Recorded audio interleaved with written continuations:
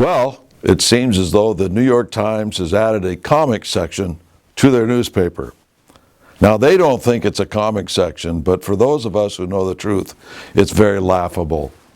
They call it the Sunday Review, and you've got a huge picture here of a snowmaking machine, a snowblower, in reverse. You know, most of us think of snowblowers that take and remove snow, but these generate snow at the games in Russia. And it says the end of snow. It says there will soon be a scarcity of places to host the winter games. Now, I don't know about you, but I had to laugh when I read that.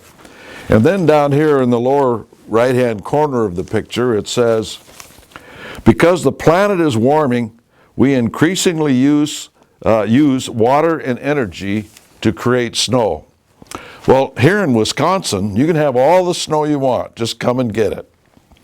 In fact, I believe that today, as we're recording this, it's snowing in New York. So they have plenty on hand.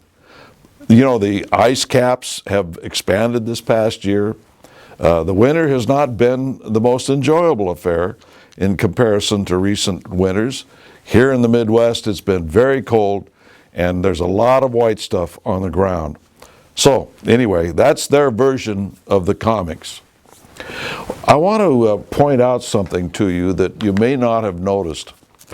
And for those of you who do not read our magazine, The New American, and on the cover it features the main article by William Jasper. And I recommend that everybody read it. Your savings, 401k, and retirement are in danger. Now, we've talked about that recently on one of these videos. Very, very good article to show the fact that there are forces, the IMF, the World Bank, all the rest of them, are in the process of creating the condition, setting a stage for confiscating your wealth through all these various means.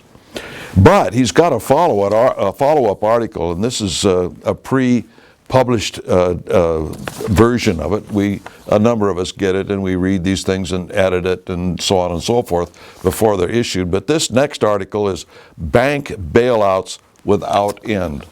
And it goes in here to show all the various banks that have received money, the Bank of China, the Deutsche Bank, and others around the world have received money from you, the taxpayer, through the Federal Reserve.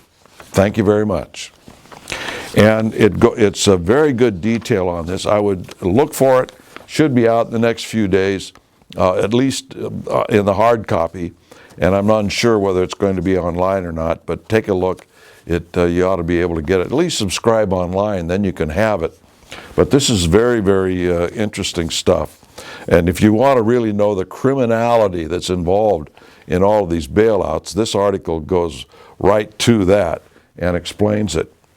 Something that's very important that's been creeping in more and more into the argument over a con or a constitutional convention. Oh, wait a minute.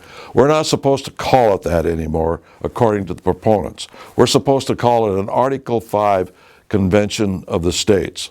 Well, I'm sorry, when I pick up various resolutions before the states around the country, I find such things in Maryland as United States Constitutional Convention. That's what it says.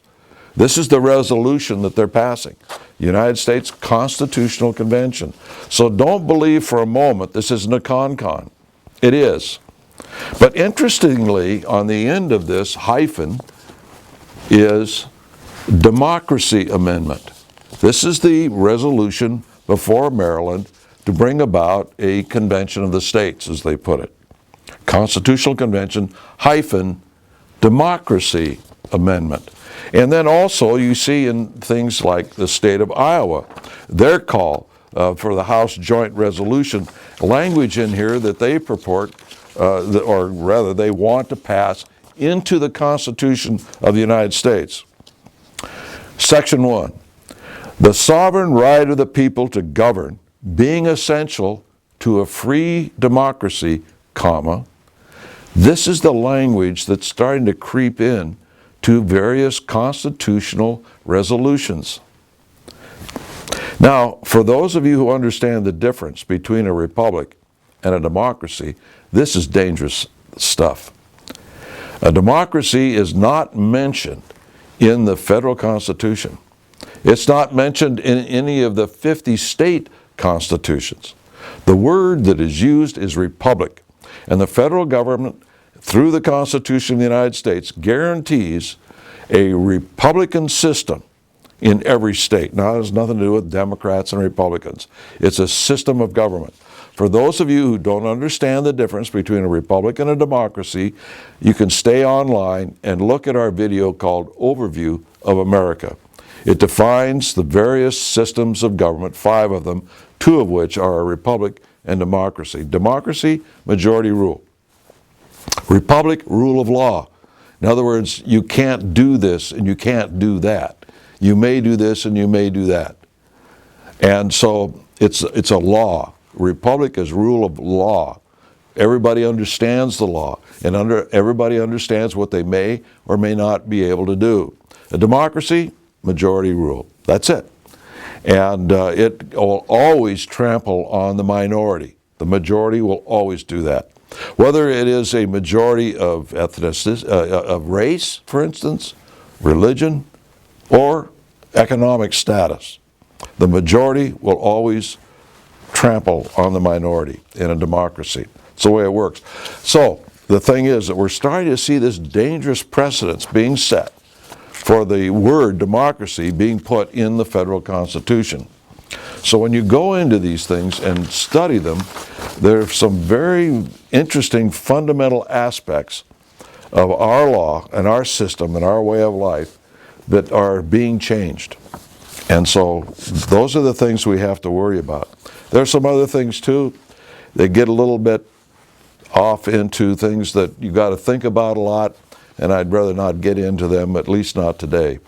But then just to round this week's video off, they're going to have a meeting of the future of internet governance, and it's going to be in Sao Paulo, Brazil. And they're going to sit down, all the world leaders, or at least their emissaries, and figure out how they're going to control, they don't call it control, the internet.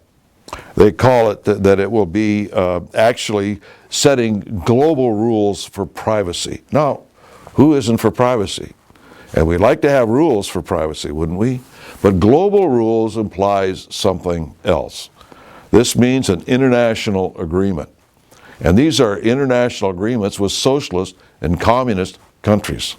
In fact, there are many people who believe that the system that they're trying to set up in the name of privacy will actually give more control to the national governments over the internet within their countries.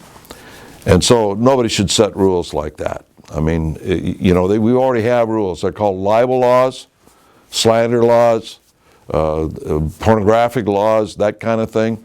We already have rules. We don't let the government get in there and start controlling the freedom of speech. These other things, those are tort law and that sort of business. So at any rate, be aware that this is coming up in April. Until next week, we'll see you then.